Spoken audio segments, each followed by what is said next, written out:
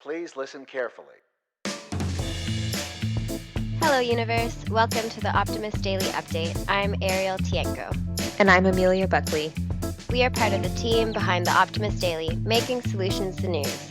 We bring you reader-funded solutions news every day in order to change the tenor of news media, social media, and the direction of your day to get us all focused on solutions. 7 days a week, we publish positive news stories written by award-winning journalists and delivered online to your inbox and through our social channels. And also, we are sharing these solutions in a commute-worthy, walk-worthy, home office-worthy, hope you had a good Turkey Day-worthy podcast. Today is Tuesday, the 30th of November, 2021. Good morning, Ariel. Morning, Amelia, or good evening from Amsterdam. Where you are. How's it going? Did you enjoy Thanksgiving? Yeah, my Thanksgiving was great. It was very relaxing, just lots of family time. And I finished one of my books and I started another book. So I did a lot of reading, which was nice. And that's it. But I'm excited to be back online. You know, when I do 4 days without work, I kind of miss it by the end of the weekend. Yeah, I tend to also get a little bit antsy or feeling like I need to do something. But I've actually started a couple new hobbies to keep me busy because we don't have Ooh. Thanksgiving here in Amsterdam or in the Netherlands. It's not really a big thing. So I bought myself some watercolor paints. And Beautiful. yeah, well, not beautiful yet, but I'm gonna watch some YouTube tutorials and get better at it. Watch some Bob Ross. Oh yeah, big fan. That's so cool. I admire you for doing that because I feel like I'm always so intimidated to start new things that I don't think I'm going to be good at. Like I have hobbies, but I know that I'm good at them, and so that's why I do them. Like knitting and stuff I can do, but drawing and painting is very intimidating to me because I'm not very good at it. But I would probably enjoy it if I put my ego aside and just like did it not to be good at it, but just to enjoy it. Yeah, well, there is an article I think in our arsenal at the Optimist Daily that reads something like how to be creative even if you don't think you are. So maybe you should give that a read. Yeah. I know. Very cool. Well, that's so exciting. And then are you going to be in Amsterdam for the whole holidays this year and everything?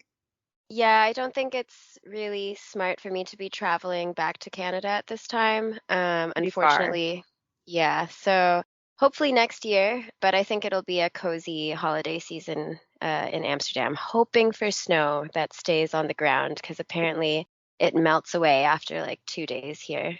Yeah, I'm hoping for snow too for the start of ski season. But Hmm. yesterday I went with my mom and we did like a cut your own Christmas tree because we do that every year. So that was fun. So we got the Christmas tree set up and Nice. it's officially the start of the holiday season. But before we start the holiday season, we have some great stories on the Optimist Daily to talk about today. Did you find one that you were excited about? Oh yeah, there were a couple that I liked, and they both had to do with prosthetics. But the one I ended up going for was the 3D printed eyeball. Ooh, So should I go ahead and launch into go that one? ahead and tell us about it. I'm curious. Okay, so the headline reads, "This 3D printed eye is an iconic development for digital prosthetics." Did you just And pick this one because it has a pun in the title? I do love puns, but I also I also picked it because I actually know someone who has a prosthetic eye. One of my Spanish students, he's like an older German gentleman who has a glass eye right now. So I wanted to maybe send this article to him because apparently they have 3D printed eyes now. And this article is talking about Steve Vers, who's a 47-year-old engineer from Hackney, and he's been the fortunate recipient of the world's first 3D printed eyeball, and that was from Moorfields, Eye Hospital. It happened last Thursday that he was properly fitted with the prosthetic, which is the first fully digital prosthetic eye custom made for a patient. So, what makes these digital prosthetic eyes better is that they're more realistic than other alternatives such as glass, and it's made to have clear definition and real depth to the pupil.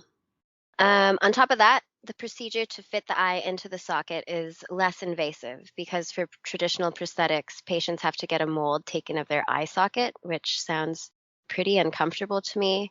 But luckily, the 3D prosthetic eye is just all it needs is a simple scan of the socket, And then the other eye is also scanned so that both eyes end up looking the same.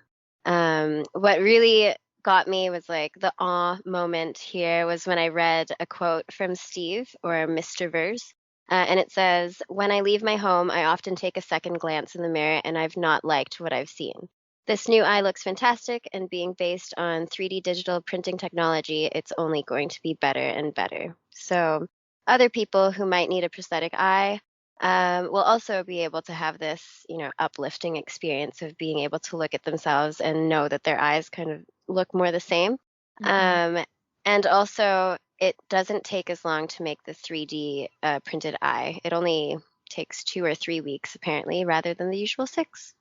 Wow. So And it that sounds is, like it would be pretty affordable too. I mean, if you it's just 3D printing, which has come so far that now they can do it relatively inexpensively.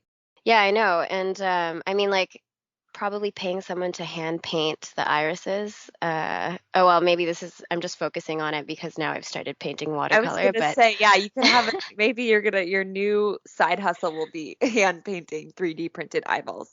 oh yeah, that would be nice, but I think I'm gonna have to practice a bit more before I get to that level.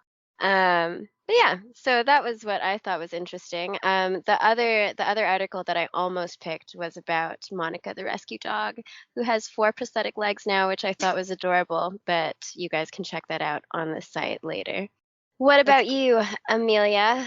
Well, my story ties into yours because you were talking about your German student, and my story is actually from a university in Germany. So I'm going to connect the two with that Nice haphazard segue. transition there.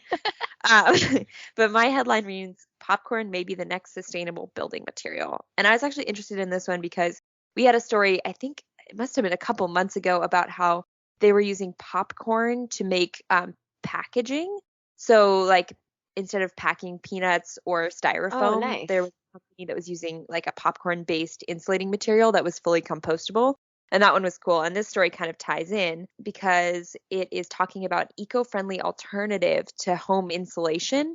And insulation is usually made from a plastic material and it's also pretty flammable. So it's bad for the environment. And also in the case of fires, it can exacerbate that issue. And so scientists at Göttingen, I hope I'm pronouncing that right, Göttingen, Gottingen?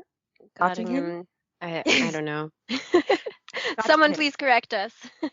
University in Germany have discovered that popcorn insulation boards have, quote, excellent thermal insulation properties and good protection against fire. And so these new things that they've created are durable, and compared to current insulation, they don't emit as many carbon emissions. They also improve the air quality inside homes because you don't have that off gassing from traditional insulation. Hmm. And in the unfortunate case of fire, your home might be better off. So they still have to do some research, but they've come to an agreement with the Bach Bachel Group um, to incorporate the popcorn insulation in their production processes, and they're going to do some more tests to figure out whether A, it might attract some hungry wildlife, so that might be an issue, and then B, how durable it is in the long term. But it's a very exciting thing, and who knows, maybe the homes of the future will have popcorn insulation in the walls. Tasty. I mean, I'm a big fan of popcorn. I actually used to go visit the movie theater just to get popcorn and not see a movie. Oh So my gosh, no way. And that popcorn is so expensive too.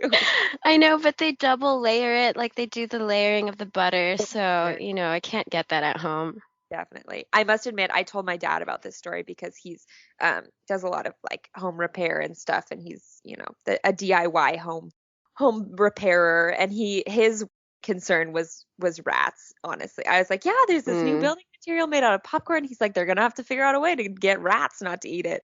But it looks like that's something that they're aware of and hopefully adjusting for. Maybe they'll put something in it that the rats don't like to eat, like cinnamon. I nice. heard that rats hate. Oh no, it's cayenne pepper. Rats hate cayenne pepper. So if you like Oh sprinkle it, yeah, that probably like has a bit of a bite for the yeah. rats. But anyways, we have lots of other stories on the Optimist Daily today. What are some of our other ones? All right, so one says new breakthroughs in nutrient sensing cells. I'm going to have to check that out because I'm not sure exactly what that means, but very intriguing. Senegal's only circus troupe helps homeless children get off the streets. some expert tips on how to find motivation to do strength training at home. Ooh, yeah, I might need some of those tips. And another article reads, want to get students engaged? Consider career-based classes. Anything else, Amelia? Yeah, we've got how to stay warm this winter during outdoor social gatherings. I think we both live in a place where we can take advantage of those tips. Mm-hmm. Monica, the rescue dog you talked about, she's got her prosthetic limbs. A new species of cold bone dinosaur discovered in Greenland. That's cool.